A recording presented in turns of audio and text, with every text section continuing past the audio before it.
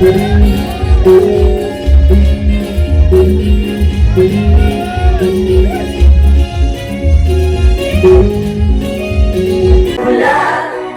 kutosha, baba anawataka nyumbani, walete watoto nyumbani, baba anawataka nyumbani, chakula cha kutosha, baba anawataka nyumbani.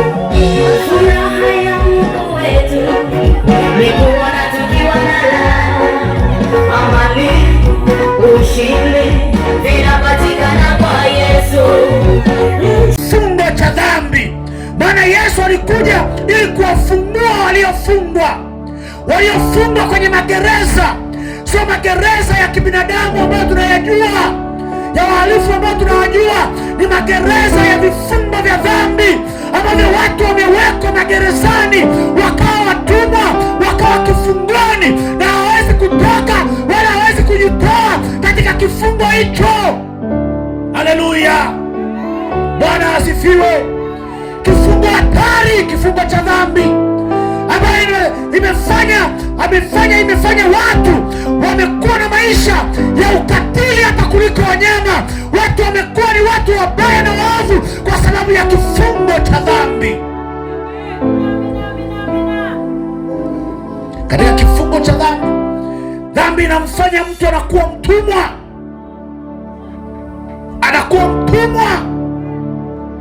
na siku zote ukiwa mtumwa hauna maamuzi yako.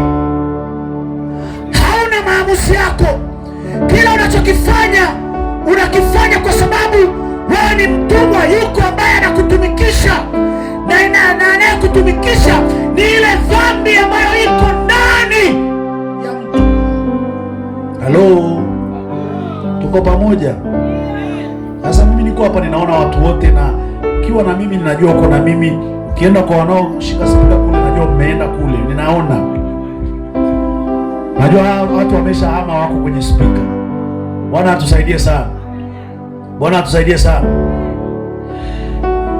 Dhambi ni roho. Yaani ukimwona mtenda dhambi ni anatenda dhambi, sio yeye, ni roho.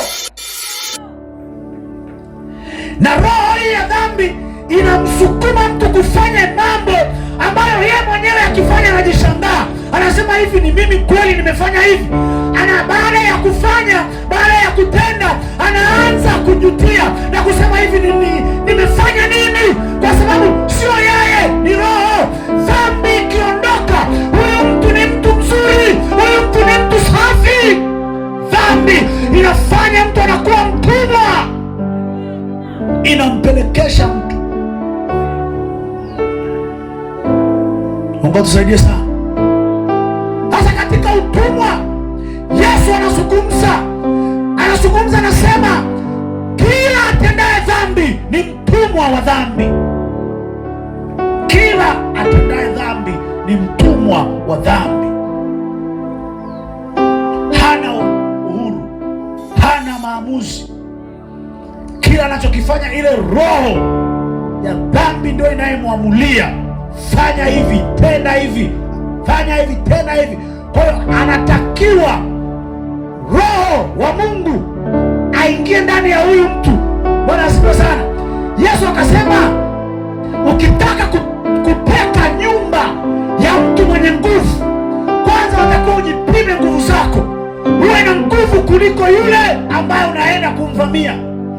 Na ukishajipanga ukajua kabisa nina nguvu ya kumweza, ndipo unaenda kumteka na kumwangusha na unavamia nyumba yake. Bwana atusaidie sana. Kwa hiyo mwanadamu hawezi kujisaidia mwenyewe kutoka kwenye kifungo cha dhambi, anahitaji msaada. Yaani mfungwa hawezi kujifungua mpaka afunguliwe.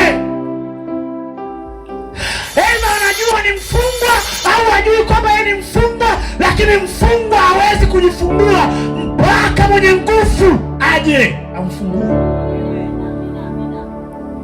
Amen. Amen. Na ndio maana tunahubiri Injili tukimsema Yesu Kristo mwenye nguvu. Yeye mwenye nguvu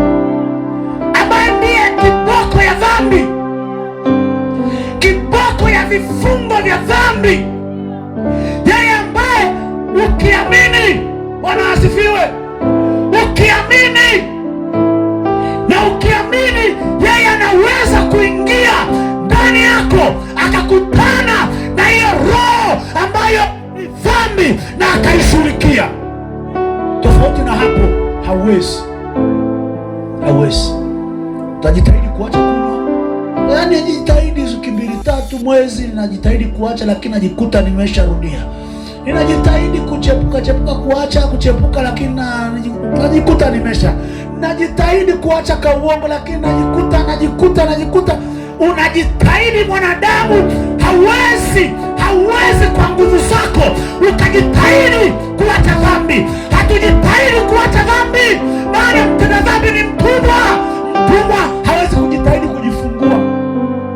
Najitahidi kujifungua, najitahidi, hutaweza. Haleluya, Bwana asifiwe sana. Na Yesu ndiye anasema ya kwamba nimetumwa ili kuja kuwahubiri watu habari njema, wafungwa waweze kufunguliwa, vifungo vya dhambi, vya mateso vinavyotumikisha maisha ya watu, vinavyowapelekea watu wanachakaa. Dhambi inachakaza mtu, amechakaa kuanzia ndani mpaka ukimtazama nje, dhambi imemchakaza. Lakini habari njema ni kwamba bado Yesu yupo na ana nguvu ya kushughulika na dhambi. Ni wewe tu, kila kitu kimeshakamilika pale msalabani. Wokovu tayari umeshakamilika. Ni wewe unatakiwa uamini ili uweze kusaidika. Dhambi ni roho, na hiyo roho ndani ya mtu inakuwa na kiu ya kutaka kufanya. Yaani kama vile mtu unasikia kiu ya kunywa maji, ndivyo hiyo roho ya dhambi ndani ya mtu inataka kufanya. Huwezi kujizuia, maana ina nguvu zaidi kuliko wewe. Huwezi kuacha, maana ina nguvu zaidi kuliko wewe. Mungu atusaidie sana. Yesu akasema nimekuja ili kuwahubiria hao walioko vifungoni waweze kutoka. Watu wamechukuliwa mateka, wanatumikishwa, wanapelekeshwa na adui. Alikuja ili tuwe na uzima, kisha tuwe nao tele. Mungu atusaidie sana. Kifungo cha dhambi, na kifungo hichi cha dhambi kinamfanya mtu anakuwa kipofu, haoni. Isaya anasema wana macho lakini hawaoni, wana masikio lakini hawasikii. Sasa unajiuliza, huyu mtu ana macho lakini haoni, ana masikio lakini hasikii, inakuwaje? Yaani mtu ana macho kabisa, anajua kabisa huu ni moto na moto unaunguza na moto ni hatari, lakini anajipeleka kwenye hatari. Ana macho lakini haoni. Ndivyo dhambi ilivyopofusha watu. Unajua kabisa hapa ni kaburi na nikicheza hapa nimekwisha, lakini anaenda tu. Ana macho lakini haoni. Dhambi imefanya watu wanakuwa kipofu. Watu wanakaa kwenye mateso. Watu unakuta mtu anakunywa, mwisho wa siku anapata ugonjwa. Ili si unasikia hili limefeli, si figo imefeli, kutibiwa ni mamilioni ya pesa, lakini chanzo cha yeye kuanza kupata huo ugonjwa, ukiangalia alianza kidogo akijua kabisa hichi kitu nachokifanya kina madhara, lakini akaenda, anaona na anajua kabisa hawezi kutoka huko. Mungu atusaidie sana. Yesu aliwakemea wenye dhambi ambao ni vipofu, waliokuwa wanajiona kwamba wanaona lakini hawaoni, wakiwemo Mafarisayo. Anaambia Mafarisayo vipofu, mnatwika watu mizigo, lakini ninyi hamuingii hata katika ufalme wa Mungu, kwa sababu ya jinsi ambavyo mnajiona ya kwamba mko sawasawa, ni wenye haki, lakini mbele za Mungu hamstahili, ni vipofu. Dhambi ikiondoka unaona. Mungu atusaidie sana. Dhambi ikiondoka ndani ya maisha ya mtu, anaona, anajua hiki ni kizuri, hichi ni kibaya. Amen. Bwana asifiwe. Pia cha dhambi kinakuweka mbali na Mungu.